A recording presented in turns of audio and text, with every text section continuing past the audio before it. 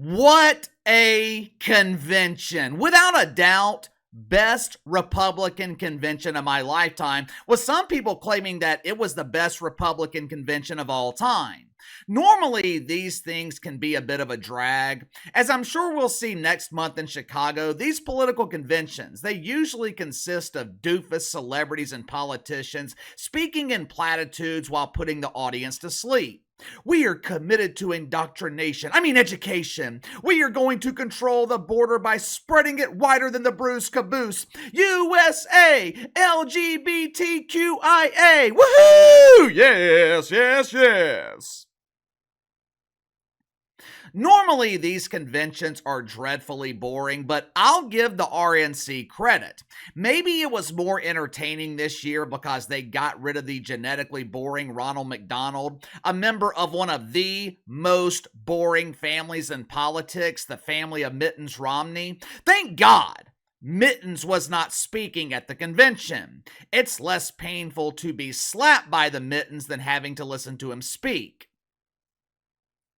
There were several things that were proven last night. Number one, Hulk Hogan, he can still cut one hell of a promo. Hulk Hogan still has the ability to hype up a crowd. Let me tell you something, brother. I am a real American. Number two, Dana White is the symbol of what the woke media calls toxic masculinity, which is a good thing. Number three, even though his speech was incredible, even though he said exactly what needed to be said, even though he attempted and possibly succeeded in unifying most of the country, Donald Trump still has the same problem. At this point, the only thing that can stop the momentum of the Trumper is Orange Man bad. The only thing that can stop the momentum of the Trumper is Trump himself. For 45 minutes last night, I was fully attentive to everything Donald Trump said. But once again, Donald Trump just can't help himself. He could not stop himself from falling into the same trap. The biggest problem with the Trumper, he doesn't know how to shut the hell up. Stop while you're ahead, dude. When you have this big of a lead, when you spoke phenomenally for 45 minutes, all you had to do was shut the hell up. Close the yapper. I don't care how great of a speaker you are, and Trump is an excellent speaker, but I don't care how great you are. 90 minutes is too long for one person to be talking. The fourth thing that was proven last night, the mainstream media, they are back. Shitfuckery is back. All right. If you haven't already, make sure to like and subscribe. You can follow me on Twitter at KC_BTL84. Throughout the week this week, I thought we were possibly seeing a shift at CNN. For the first time in at least a decade, CNN seemed to be reaching out to normal people. Maybe, just maybe, they finally realized their ratings were in the pooper, so they were reaching out to normal people in one last attempt to save the Titanic. I'll show you an example of what I'm talking about. Van Jones. He's been covering the Republican convention all week for the Cemetery News Network. Now, Van Jones, he is a hardcore deacon at Woke United Methodist. Instead of donating the required 10% of his income, Van Dam, he goes above and beyond and he donates 20%. To his credit, with Van Jones being a big believer in redistribution of wealth, he donates 20% of his woke welfare to others so they can also receive money they haven't earned. Last night on CNN, Van Jones, he was part of a panel that was filled with unknowns. I guess CNN values quantity over quality. There were 6 or 7 people on this panel who could only be identified through dental records. I mean, seriously. Would it really hurt CNN to hire one star, just one star? Put one face on television that people actually recognize. As usual, the majority of the panel, they were earning their woke welfare by propagandizing and filling the air with mouth farts. But for a brief moment, very brief moment, Van Jones, he tried to insert truth into the conversation. Since most people working at CNN are allergic to the truth, Van Jones, he was immediately chastised, but at least he tried to be honest. Watch for yourself. Minutes away from Hulk Hogan, Dana White, and Donald J. All right, so who do they want to run against? Let's talk about that. I want to say so we can have an academic. And you know what? You see something? I want to say something. This spirit that this guy has, you guys think this because he's drunk? He's not. This whole thing is like this. And he's drunk on the hey guys, tonight. the last time I was in a convention that felt like this was Obama 2008. There's something happening where. You just wrote a headline, by the way. What's that? You just wrote a headline. The difference between 2008 and now is that Obama was actually popular outside of his own party. Once Van Jones was chastised for telling the truth, CNN, they returned to doing what they do best, providing the absolute worst coverage in cable news. I will give CNN credit for one thing, though. At least they had the decency to show up.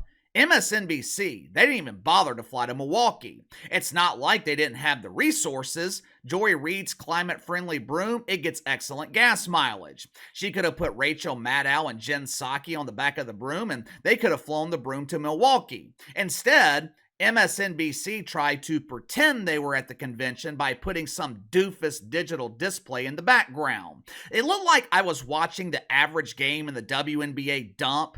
Instead of real people in the background, they were digital. Or in the case of the WNBA, they use cardboard cutouts because they can't afford digital people. After the speech last night, CNN, they featured a reaction from Chris Wallace. Well, KC, who in the hell is Chris Wallace?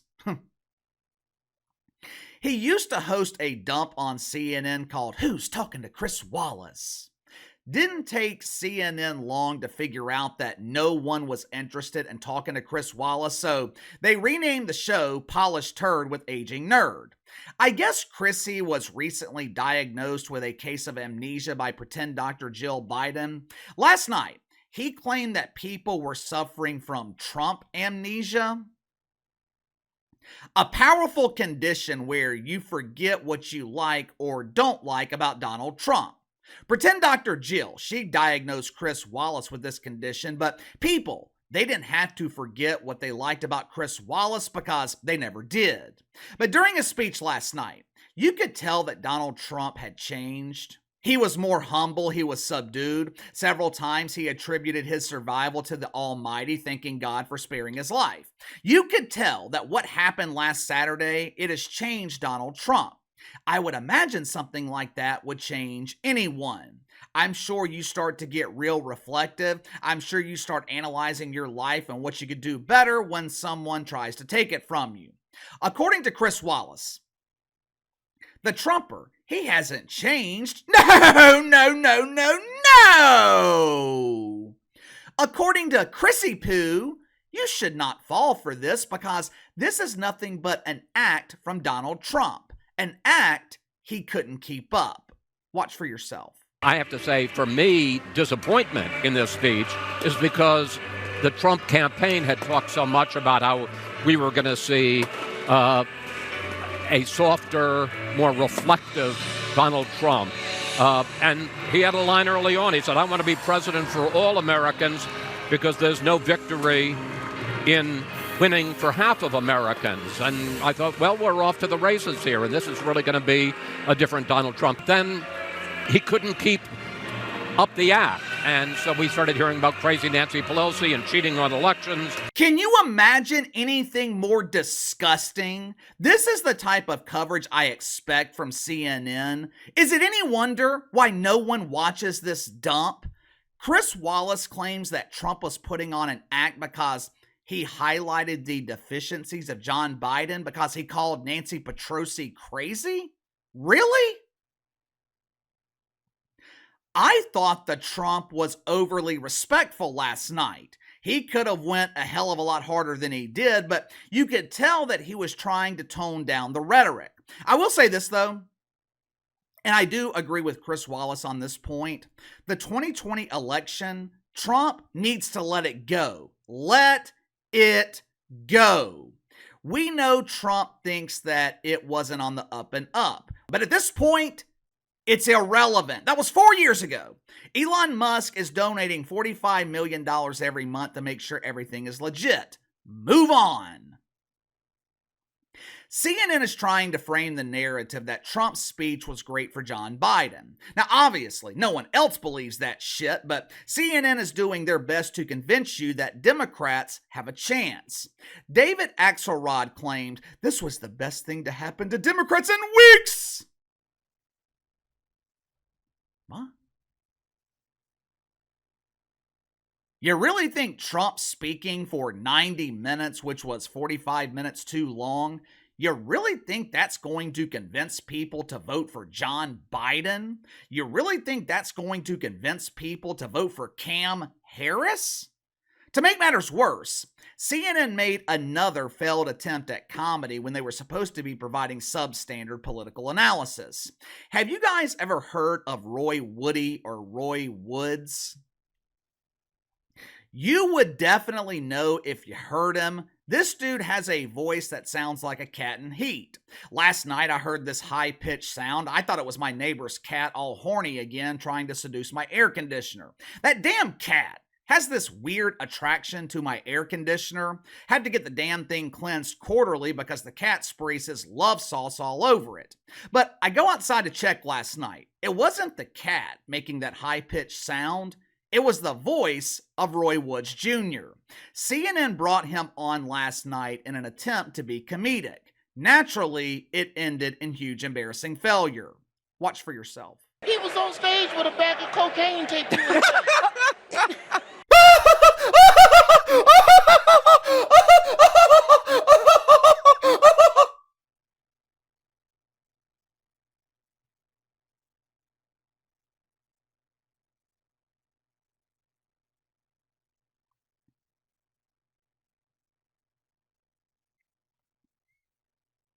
That guy is a comedian? Really? That's what you call a joke? That's who CNN wasted their money on? If you had the budget to bring in outside talent, why would you waste it on Roy Woods? I wouldn't pay pesos to see him perform. Thing is, Roy Woods, he actually had a decent analysis of Trump's speech. He gave what I thought was an honest assessment, but the attempt at comedy, huge, embarrassing failure. It's abundantly clear at this point. Mainstream media, they have returned to normal. We are not even a week past the attack on Donald Trump, and the media, they're already back to their failed strategies. Why? Because the media is shook. They know the Republican convention was a major success. They know Donald Trump has an energized base that consists of people of all races. Now, you would think that would excite the media. Aren't they proponents of diversity? Of course they are, when it fits their narrative. They know John Biden isn't capable of outperforming the Republican convention. And they know that Cam Harris damn sure ain't capable. So what can they do? They can present Donald Trump as being a failure. They can present Donald Trump as being divisive. What the media is failing to understand, though, or what the media is pretending to fail to understand, when Donald Trump talks about unity, he's talking about you and me. He's talking about unifying the country. He's talking about unifying Republicans and Democrats. He's not talking about unifying doofus politicians, career politicians who have been serving far too long. But give me your thoughts on this. What did you think of the Trumper speech? I thought it was great, especially the first 45 minutes, but I thought it went on for far too long.